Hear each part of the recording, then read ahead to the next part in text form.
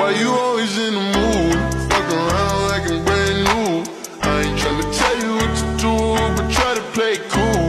Baby, I ain't playing by your rules. Everything look better with a view. Why you always in the mood? Fuck around. Perkembangan politik pada masa demokrasi liberal. Sejak tanggal 17 Agustus 1950, Republik Indonesia Serikat secara resmi dibubarkan dan Indonesia kembali menjadi Negara Kesatuan yang terbentuk Republik. Negara Kesatuan Republik Indonesia pada saat itu menggunakan UUD-DS 1950 sampai terbentuknya konstitusi yang tetap. Dalam UUD-DS 1950 ditetapkan bahwa sistem demokrasi yang digunakan adalah demokrasi liberal, sedangkan sistem pemerintahannya adalah parlementer. Sisi positif dari sistem multipartai yaitu sebagai berikut. A. Menempatkan kalangan sipil sebagai pelaksana kedaulatan rakyat dan pemerintahan. B. Mencegah kekuasaan presiden yang terlalu besar karena wewenang pemerintah dipegang oleh partai yang berkuasa.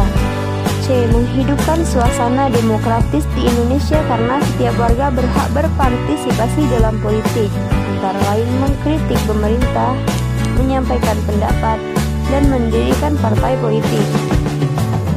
Sisi negatif dari sistem multipartai yaitu sebagai berikut. A. Ada kecenderungan terjadi persaingan yang tidak sehat di parlemen membuat kabinet. B. Sejumlah partai cenderung menyuarakan kepentingan kelompoknya sendiri, bukan kepentingan rakyat banyak. 1.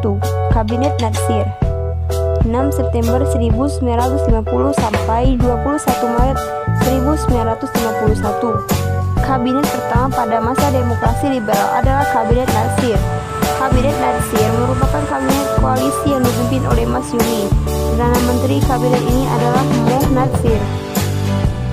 Program kerja dari Kabinet Natsir antara lain sebagai berikut. A. Menggiatkan usaha keamanan dan ketentraman. B. Konsolidasi dan menyempurnakan pemerintahan. C. Menyempurnakan organisasi angkatan perang. D. Mengembangkan dan memperkuat ekonomi kerakyatan. E. Memperjuangkan penyelesaian masalah Irian Barat. 2. Kabinet Sukiman 27 April 1951 sampai 3 April 1952. Presiden Soekarno menunjuk 2 orang formatur baru, yaitu Sidik Joyo Soekarto, PNI, dan Dr. Sukiman Masyumi untuk membentuk kabinet baru. Program kerja Kabinet Sukiman antara lain sebagai berikut. A. Menjalankan berbagai tindakan tegas sebagai negara hukum untuk menjamin keamanan dan ketentraman serta menyempurnakan organisasi alat-alat kekuasaan negara. B. Membuat dan melaksanakan rencana kemakmuran nasional dalam jangka pendek untuk mempertinggi kehidupan sosial ekonomi rakyat dan mempercepat usaha penempatan bekas pejuang dalam pembangunan. C. Menyelesaikan persiapan pemilu untuk membentuk Dewan Konstituante dan menyelenggarakan pemilu dalam waktu singkat serta mempercepat terlaksananya otonomi daerah. D. Menyiapkan undang-undang pengakuan serikat buruh, perjanjian kerjasama, penetapan upah minimum dan penyelesaian pertikaian buruh. E. Menjalankan politik luar negeri bebas aktif.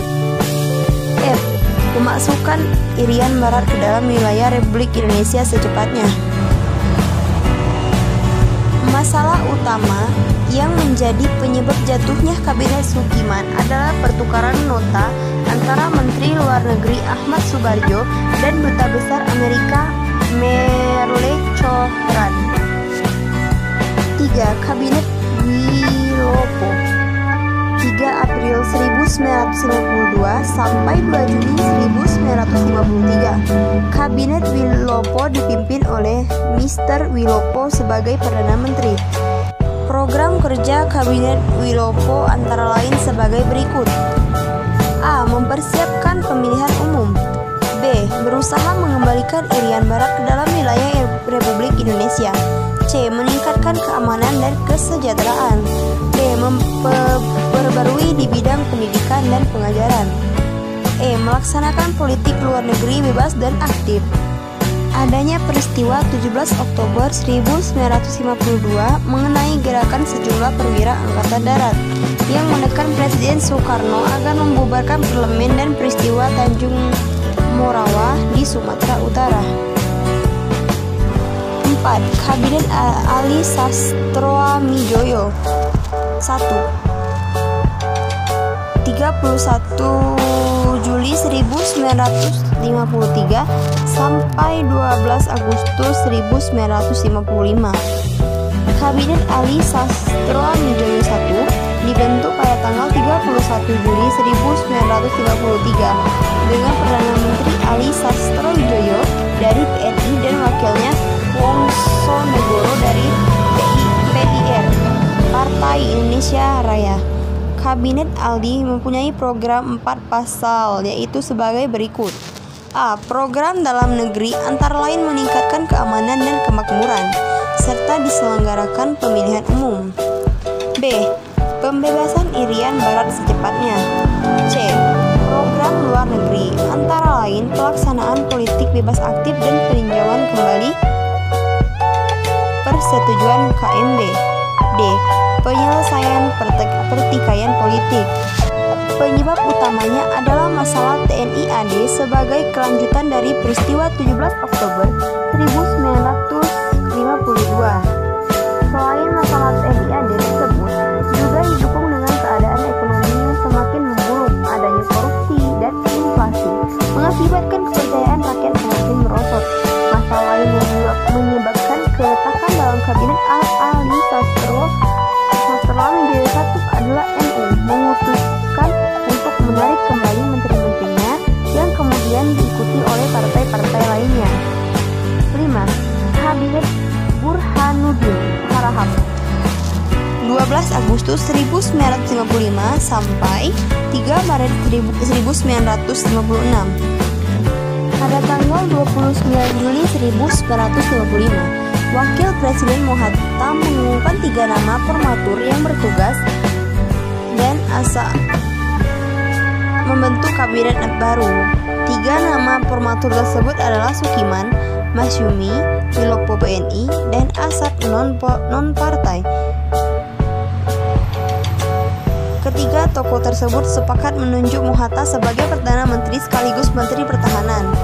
Kemudian Mohatta menunjuk Mr. Burhanuddin Harahap Masyumi untuk membentuk kabinet. Pada tanggal 12 Agustus 1955 terbentuk kabinet Burhanuddin Harahap dengan Perdana Menterinya Burhanuddin Harahap dari Masyumi. Berikut program kerja kabinet Burhanuddin Harahap. A. Mengembalikan kewibawaan moral pemerintah. Dalam hal ini, kepercayaan Angkatan Darat dan Masyumi. B. Akan dilaksanakan pemilihan umum, desentralisasi, memecahkan masalah inflasi, dan pemberantasan korupsi. C. Memperjuangkan pengembalian Irian Barat ke Republik Indonesia.